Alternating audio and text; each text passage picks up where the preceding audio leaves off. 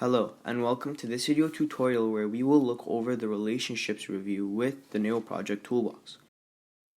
After you import or reopen any project, you can review relationships of the activities. To review the relationships, you have to choose the activity name cell you want to review. After you selected it, right-click and select Relations from the pop-up menu or from the Neo Project tab at the menu by clicking the Relationship button. This will open the relationships screen. Predecessors will be listed at the left side and successors will be listed at the right side of the relationship screen. As default, we bring the important columns and information related with the predecessor and successor information. These are activity ID, activity name, activity start and end dates, relationship type, lag, and driving information.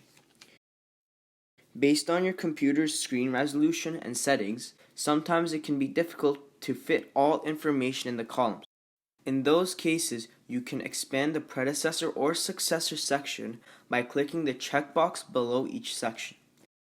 If you want to find any predecessor or successor in the entire schedule, you just need to highlight the activity name from the predecessor or successor list, then click the Go To button.